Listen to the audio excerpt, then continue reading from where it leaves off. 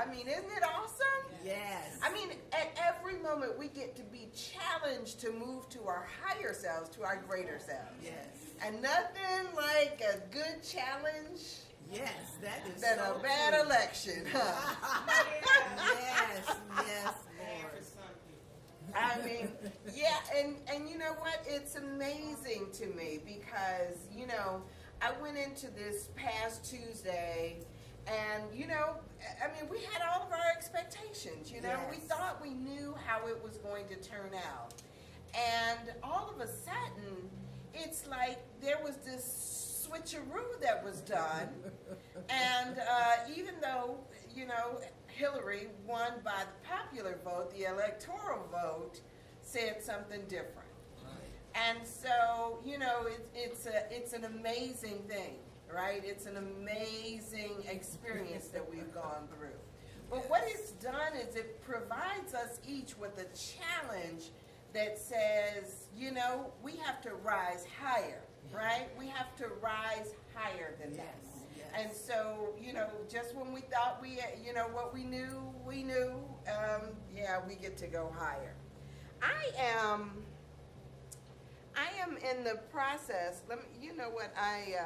I'm going to apologize to you guys because I need to turn this heater off. I thought, ooh, that heater is over there, and that was going to be cute, but that's not cute at all. I mean, I'm up here about to break a sweat in a hot second, and so I'm like, okay, I got to turn this thing off. So give me 1 second. And then 1 second. Here we 2 go. seconds.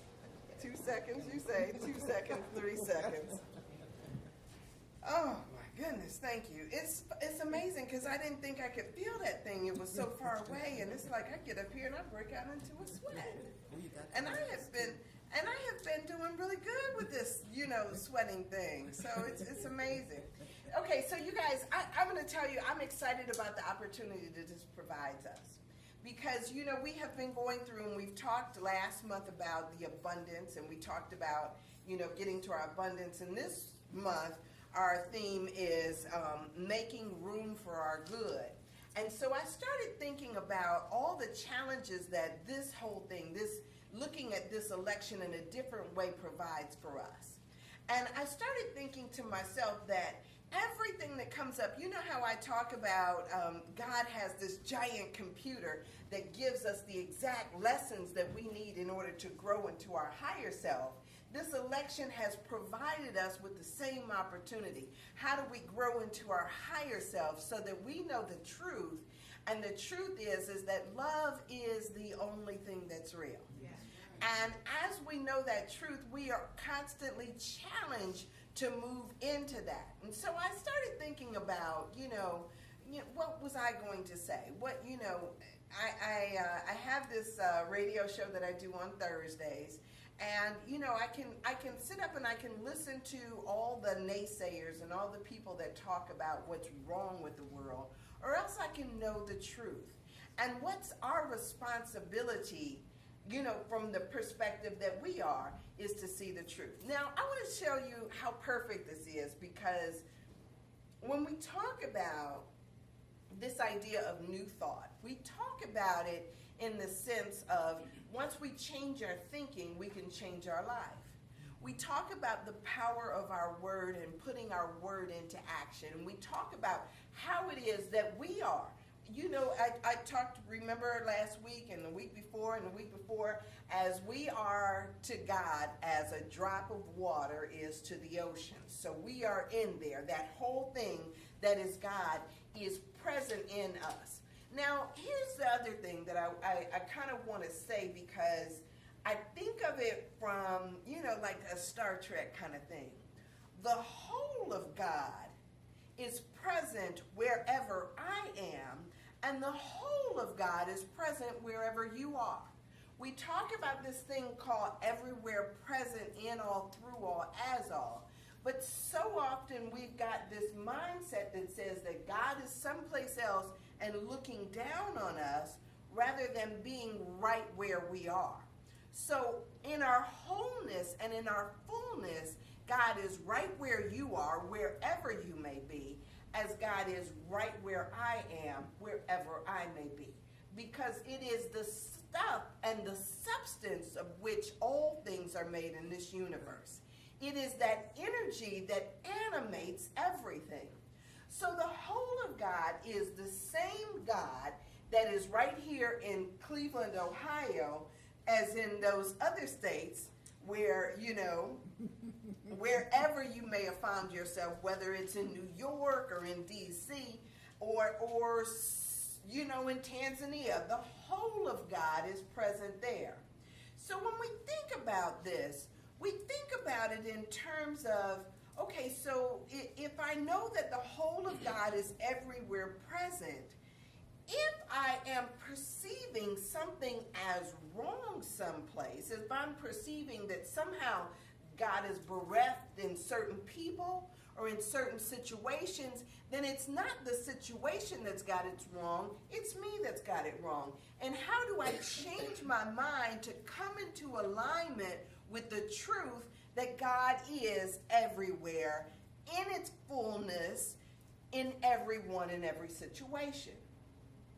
So once I get that clue, that all of this stuff here is for divine good, for highest good, and love is present there, if I'm perceiving it as not being present, then it's not the fact that, in fact, not present, it's that I've got it wrong in my mind.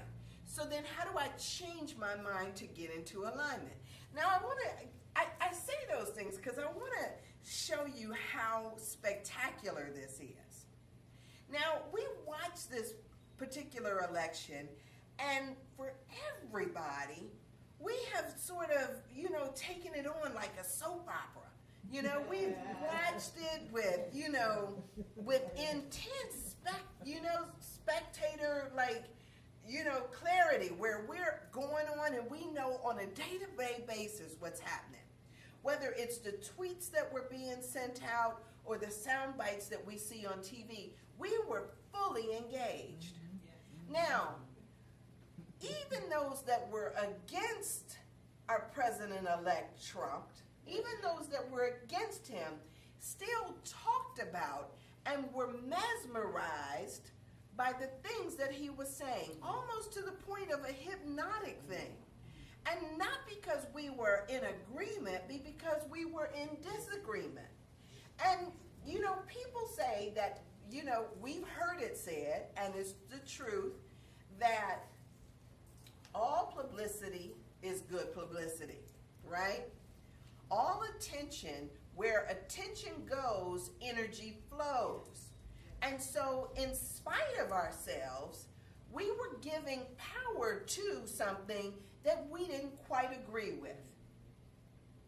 And so it became this thing, when we look at what we're taught in New Thought, especially, when we're looking at what we're taught says our energy flows where our thoughts go. We were sending energy to something that we didn't want to come true.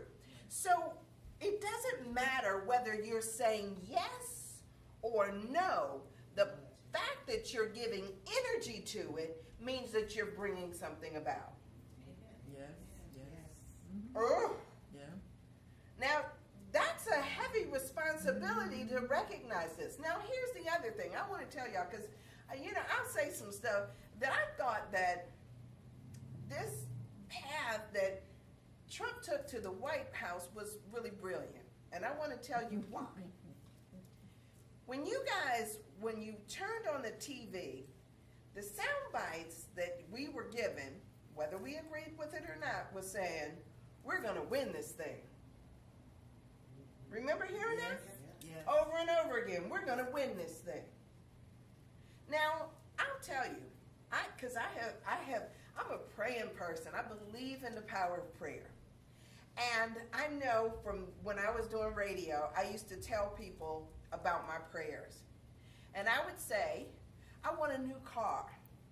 And I said, and I don't want to pay a dime for it.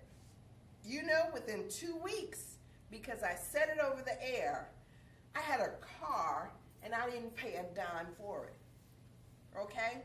It worked because I know that just as God is in its fullness where I am, God is in his fullness where you are.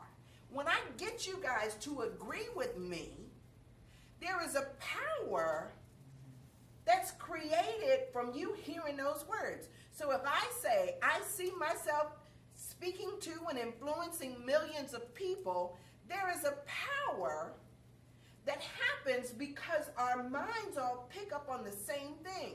Where two or more are gathered in my name, there am I also. When we have an agreement on thought, there am I also. So when he said over and over again, I'm going to win these things, he was saying something that all of us, even if we didn't agree with it, when we triggered into it with our minds, when we cued into it with our minds, we gave it power. And guess what? He won this thing. Whew. It's amazing because, you know, we've heard it over and over again. Speak your word for what you want. Speak your word. And don't concentrate. And, you know, even the things that you don't want, that which I fear has come upon me. We heard that, right? Even the things that you don't want happen when you're sending your energy in that direction. So it becomes this thing where it says, turn your attention away from that which you don't want. Don't give it any play. Don't give it any, because what you do by giving it your attention is you bring it about. What you think about, you bring about. Even those things that you're saying no to, you bring it about because you're giving it your attention, which means you're giving it power. You're breathing energy into it in your life, and that's not what we want. Now, here's the other thing. I don't know how many of you guys are Star Wars people, but you know, Trump did some Jedi mind trick stuff on us too, didn't he? You know how in the Jedi do that mind trick, and he was like, "You don't want any money for this," you know, and he was, you know, the little Jedi would just kind of just tell him what you want and what you didn't want, right? And he said it works on the weaker-minded people. You can implant certain thoughts in their minds, and they don't even know. All you got to do is tell them what you want them to think, and they just absorb it as if it's theirs. He stood there and he says, you know, I could stand in the middle of the street and shoot somebody, and I wouldn't lose any votes. He is planting in our minds at every moment the actions that he wants to see us take. And the weaker-minded, they go right along with it. No. All those women, they lied. They, you know, I'm going to sue them. They lied. It was a Jedi mind trick. And that, so for the people who paid no never mind to those things that he said pay no never mind to, who else does that work for?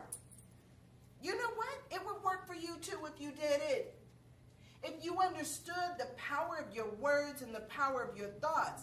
If you want something, speak it into being. Call it forth. And so once we recognize that he's using the same principles that we teach every single day. Do you see that? Yes. Yes.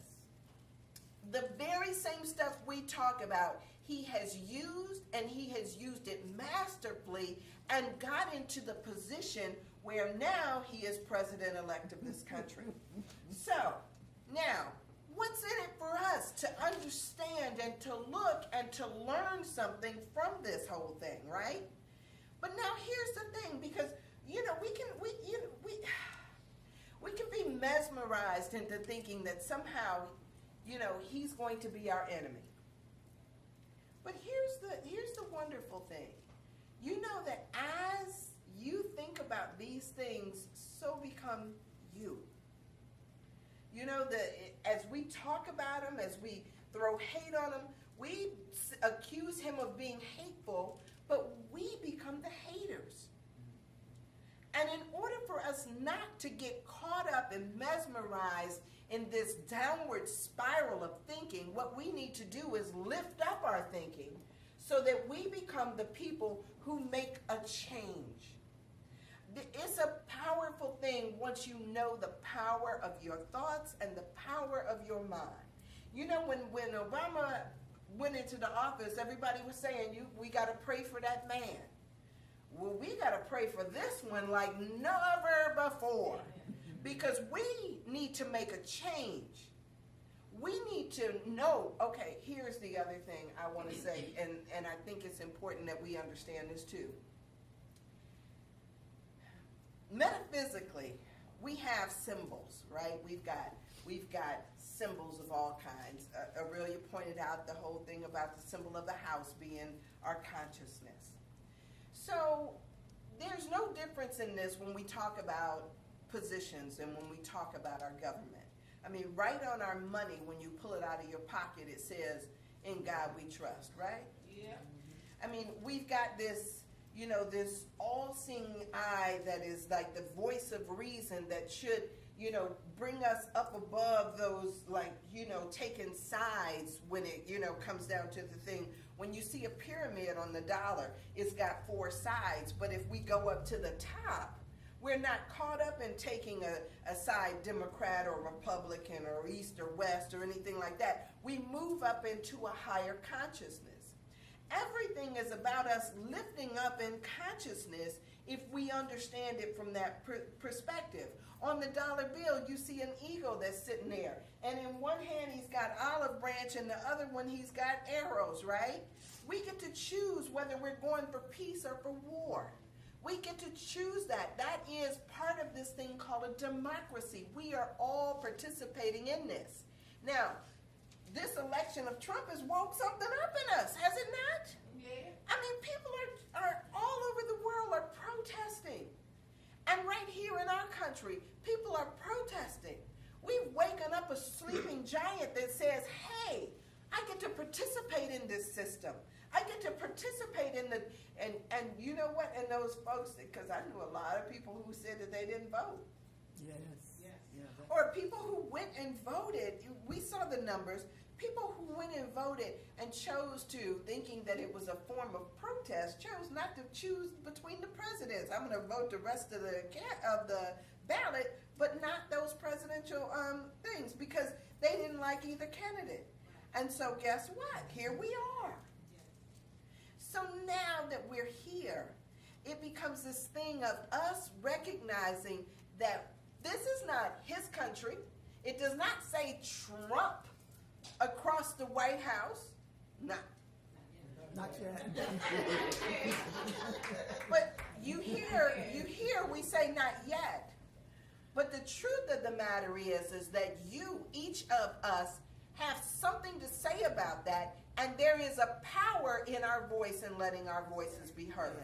And in spite of ourselves and in spite of what we may think, we do know that because he has made adjustments and shifts within his campaign, he is somebody that hears what people say. So now, and the reason why I was saying all of this stuff, I got off onto my little Joseph Campbell thing about the dollar bill and the symbol of our states, and and the symbol of putting on a robe or taking off a robe or holding an office. All of that is power that we, the people, imbue our candidates with, or our elected officials with. We imbue them with that power. They don't have it on their own. And so it becomes this thing. He's now in office, and it becomes our responsibility as citizens of this country to engage in civil disobedience, because that is what this country was founded upon in the first place. We must be about the business of being diligent when it comes to speaking to what it is that we desire. So here, candidate Trump was a trip, right? There was so many things that we said and that we can look at and we can, think, yeah, oh my gosh. But candidate Trump is now dead. President-elect Trump is preparing for office. You could say he's pregnant at the moment, and he's getting prepared for the next phase of his life. He will take the oath of office, will be sworn in, and then that part of his life will be taken, will go on. At every stage in our lives, we go through these periods or these moments that prepare us for the next thing. So as we're going through this and watching this, even with President Obama and every president that has come before him, there has been a candidate stage, a transition stage. We have gone through the ritual of giving somebody the oath of office. Then there becomes the presidency. They go through that second term. And then there's a lame duck session, where basically they're saying, well, now he doesn't, he sits back and he doesn't do much because he doesn't have power because he's on his way out, right?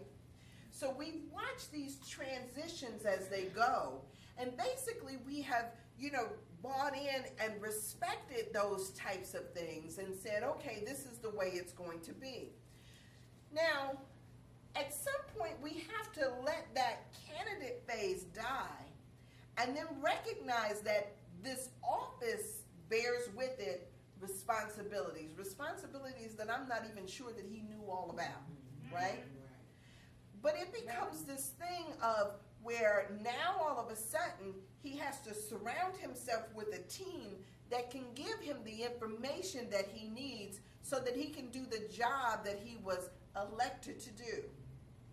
Now, Trump is going to buck the system, as he already has. It's in his nature. Who knows? He may not even live in the White House. They're talking about that now, that he wants to stay in Trump Tower and not necessarily the White House. Yeah. I mean, so there's all these things that are changing.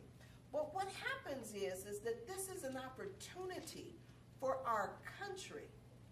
That means our citizenship. That means you and I to redefine how it is that we empower our elected officials, whether we maintain this electoral college, whether or not we, there's so much stuff that we get to redefine in the process of us hashing this out. This is a wonderful time, especially for our young people. I mean, young people are protesting and rising up in ways that we haven't seen before. And for us, it becomes a new opportunity for us to educate ourselves about this system and the way that the system is worked. So we're at a wonderful time. Yes. And we're at a wonderful time also to see the power of love in action. Mm-hmm. So if we basically, empower people so that we understand our roles here. I love, a lot of times we like to think that, and let me say this too, because I thought it was interesting. I keep hearing this idea of there being not one, but two Trumps. Have you guys heard that? It's interesting because when Ben Carson was accused of being a pedophile by Trump, remember that? And then a couple of days later, Ben Carson came out and he endorsed him and said he was all for him. He said, and somebody said, well, how is it that you can endorse somebody that is, has been so, had so much animosity towards him? And he says, there's two Trumps. He says, one of them shows up in a red tie, and he's the warmongering guy. And the other one shows up in a blue tie, and he's very personable and got a great personality, and he sits and he talks with you, and he's a man of reason. And he was like, and when you recognize that there is two people that are occupying that one person, you'll understand how many people can love him, and other people can sit there and think that it's just that outward personification. Now, I started thinking about that, and I kept thinking to myself, there's a lot of people that play that same role. You ever notice that? Yeah. There's sometimes the people who show up for church, and then the people who show up for work on Monday morning. Or the people who show up in church, or the people who you see behind the wheel of a car who seem to turn into somebody totally different. You know what I'm saying? Yes. I mean, there's so many people who don't recognize that, there's this kind of like split going on, and who shows up just depends on what it is that we think we can accomplish. You know how you had the clock on them, or the black woman syndrome, where all of a sudden people got to take their religion and put it up on the shelf and come on out and say, even one of our local ministers did that whole thing. Like, I was raised over here in East St. Louis. They don't know me. The other person is about to come out on them, And it becomes this thing that a lot of us have felt like at certain points in time, there was two people occupying this one body, sometimes a few more. So there is a possibility that we can appeal to the God that is in people. And people don't always know that it's always God, but they want to sit up and say that it's, we used to hear that there's somebody sitting on this shoulder and somebody sitting on this shoulder. One is telling me how to be good and loving, and the other one is telling me, you better get him, And who is it that it speaks the loudest or speaks the most is the one who we feed. We get to choose who we're going to be at every instance. And Trump also gets to choose who he's going to be. With the role that he is possessing, the role that he is about to take on, there is a different calling. There's a commercial that's on, and they said, it's a car commercial, and they said you came in as Mr. and Mrs. Johnson, and you leave with, this third party, this baby, and so all of a sudden who you were becomes something different because of your responsibilities. He has a different responsibility now. And so all of us have a responsibility as well as citizens to play our role. They say that the highest office in the land is that of citizen. And we have to recognize that it is incumbent upon us to change around the system. So here's the question I ask. What's your role? What's your role going to be? Are you going to continue to be a hater and talk about all the things that could possibly go wrong? Or are you going to be an encourager? Are you going to be a person that then, if need be, sets them right? I'm so glad that we had the people who have provided the framework for us to disagree, to go out and set about and make changes. The Martin Luther Kings or the Gandhis of the world, who have taught us and showed us through demonstration what's possible. Jesus showed us what's possible. So who is going to be, your framework? Are you going to be the gossip columnist? There's so many different things that we can be rather than just the average Joe that does nothing, the simple-minded that just believes what he's told. We can learn about our system, and then we can engage our system and do what is required for us.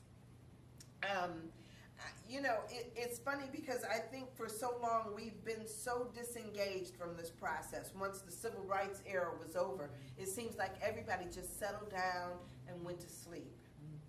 Now we've got police killings, we've got this election, we've got so much that is going on that it is required of us to lift up, to raise up.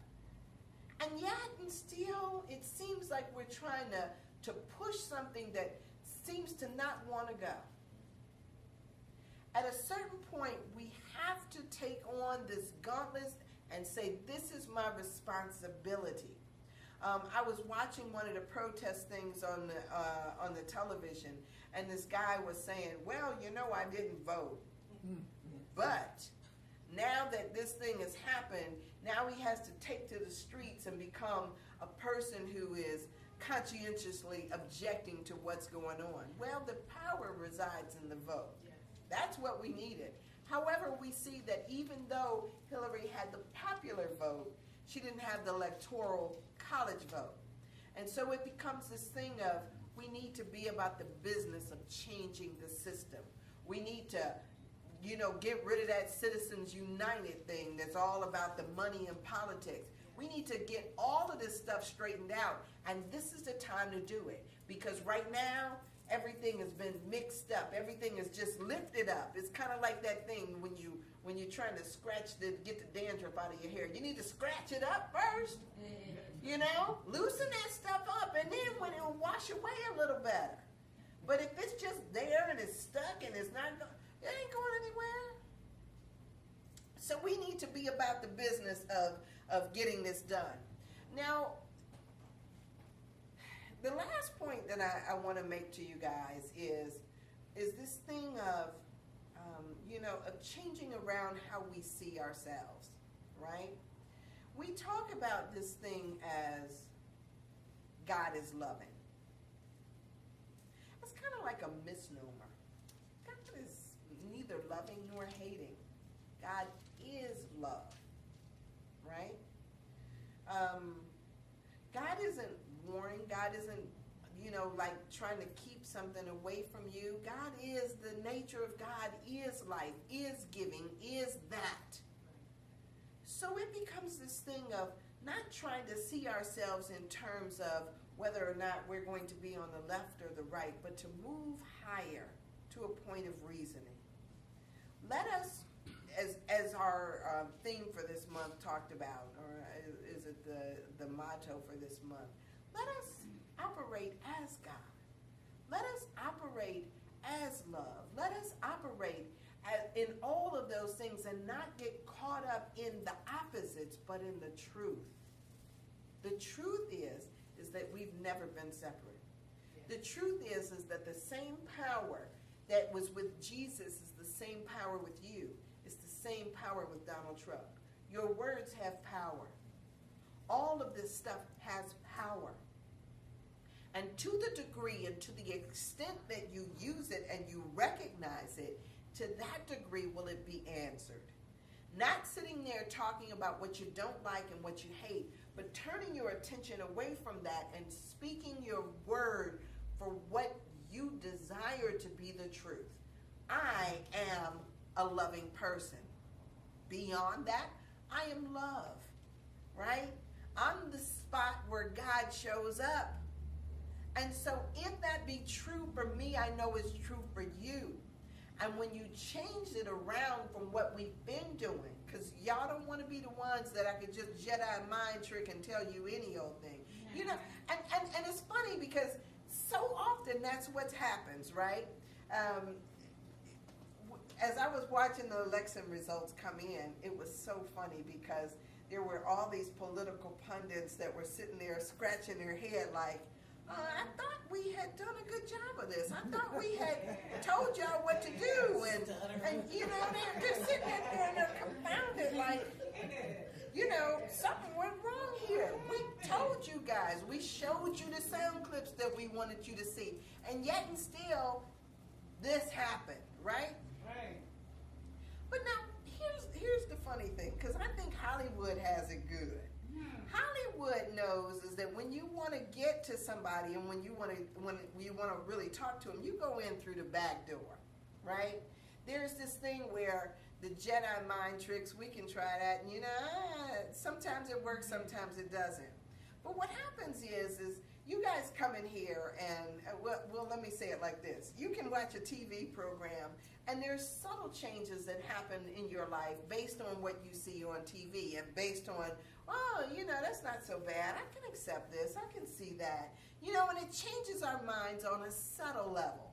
I mean, we've talked about how all of a sudden people were all against gay marriage, and then once you started seeing it on TV, it got a little more acceptable and a little more acceptable. Interracial relationships, it seems like there was this, this build up, against it, and then a little more acceptable, whether it is our right to privacy or anything else. It's like the subtle messages, it seems like, does it. We even suspend our critique of stuff when it comes out in music or songs, All of a sudden, people start dancing to it because it's got a great beat, and they're hearing these words, is calling you all kind of names, putting you down, and it's as if somehow you turned off that sensor in your head when you get into these things like entertainment. When you hear music or when you see a movie, we turn off the sensors in our heads that tell us that this is not quite right. So they're going in through the back door.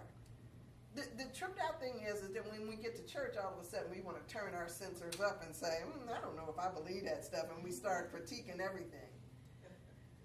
But no, it's amazing because, by and large, Trump has used this whole thing out of Hollywood to mesmerize us and to hypnotize us into something else. Those people that are in New York running the news agencies, they should have talked to the people in Hollywood, and they would have figured out why it didn't work, right? I mean, they would have figured out, oh, you know what, we should have done it a different way. I don't know. But now we're here. Let's not go back to sleep. Right. Right? Let's be about the business of figuring out what it is. This is not Trump's country. This is ours. It's our responsibility to move into action. We got to be like Jesus and say, you know what? We're not doing this, right? We've got to lift it up higher. We have got to understand our role in changing around how this country is going to go. And so, as I think about it, I think that this is an awesome time, and we are the people who needs to make the changes necessary for us to get to where we desire to go. This is a more perfect union, right here and right now. We don't have to, suffer up under the tyranny of kings and everything. Our Constitution guaranteed that a long time ago. That we have the right for redress of grievances. That's guaranteed here in our country. But only to the extent that we, the people, basically say no more. We've got to draw our line in the sand and say that, you know what? Not on my watch. So let's not get caught up in fear. We can easily take a detour into fear. But let us stand up on the truth that love trumps fear all the time. Right? And so as we understand that, let us be the loving people that speaks to the highest and best. And as we speak to the highest and best, we call forth the highest and best. I can sit there and I can talk to you from that little, one thing from your child consciousness, but I can also speak to your adult self. It's like that the guy, my neighbor, who they got this little kid name for him, and I'm like, tell me your big boy name. And I call him by that because I expect man actions out of him. Let's talk to people and expect the highest and best from them, because that's the truth. Let's look beyond the smallness, the fears, the doubts, all of that stuff, and speak to what we know to be true. Only love is real, and God is still at work in each and every one of us, and everywhere, fully present, no matter where you are, no matter where anybody is, that fullness of God and thereof. So, if you want to evolve, get involved. That's the calling. This whole evolution of our consciousness, it's our calling. So y'all pray with me. So Father, Mother God, in this moment, we just give thanks for the lessons that life gives us. We know that it is you calling us up to higher ground, to the highest possibility for us. And God, since I know that you are love, I know that each of us is love. I know that that is the truth for our souls. So God, let us in every moment of the day recognize the truth that we are called to love, regardless of what we see, regardless of what other people may say. We are the peacekeepers. We are the lovers. God, I'm thanking you for this charge that you have placed upon my life and each citizen of this country's life to love like never before, to see the goodness in one another like never before. God, to know that there is nothing that divides us because there is only one of us here. All of us are your begotten Son, each and every one of us.